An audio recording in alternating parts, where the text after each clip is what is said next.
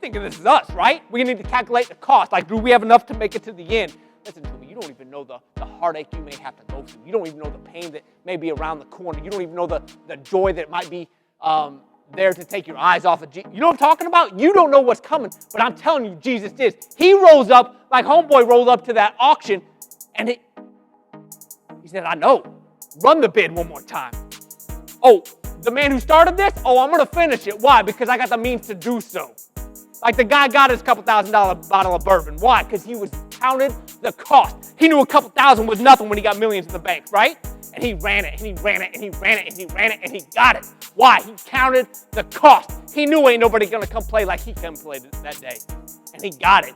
Your Jesus didn't come to lose you. He came to play, and play to win. So he runs the bid up. Oh, it's going to cost this. I got to forgive that sin to get him home.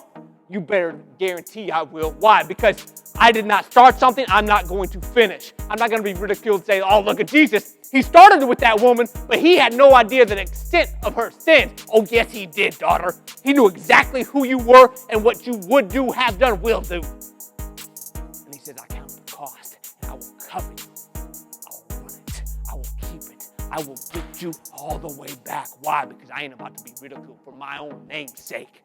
I will pay whatever it costs to get you right.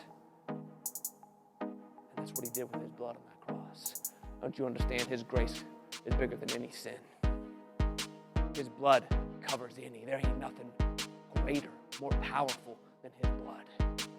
He counts the cost because he's got the means to do so. He ain't worried what it is because he's got it. He got the deer on 1,000 hill. He's the creator of all. He's got every dollar in every bank account. I don't care what it costs. He'll spend it all to get you, to gain you, to keep you, and to bring you all the way back.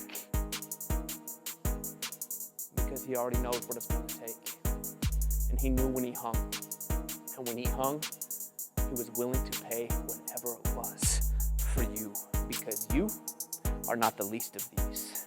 So I need you to quit viewing yourself as such. Because when you view yourself as such, you diminish what Christ has done. You diminish the value that he has placed on you. If he could have got you cheaper than his blood, I guarantee he would have. But it took every drop that he spilled to get you. So raise that head up and know your worth. You are a son or daughter through the blood of Christ. Act like it. Believe it. And don't you let another person, thought, or action steal it from you. He has redeemed you.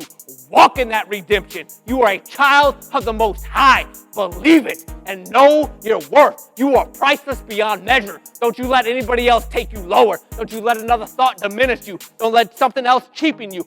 God sees you as worth everything and has counted the cost to get you all the way back. So believe in him, remain in him, and trust him. I don't care what anybody else says. You believe in what he has done, and what his actions show is your worth. All of heaven was found wanting compared to you in your sin. Now, I ain't saying remain there. Don't you dare remain in that sin. He didn't hang that you might remain the same. He hung that he might have the right to bring you up. Don't you understand? He had to sell what he had to buy you. If he wanted to leave you there, he could have stayed where he was. But he couldn't leave you in those sins. So he had to sell what he had to buy the ground, to raise you up out the sin, to wash you clean, like he told Peter that night. If I don't wash you, you got no part with me. But I want you to have a part with me. Therefore, I need to cleanse you. Don't remain in your sins when you come to Christ. Don't make him out to be a liar. Don't cheapen what he's paid for and make it void. Walk up the grave and into life. Let him fully have you. You have been bought at a price. You are no longer your own. He has high-bid you. He has trump-carded you. And he is willing and able to meet every step of your walk with him.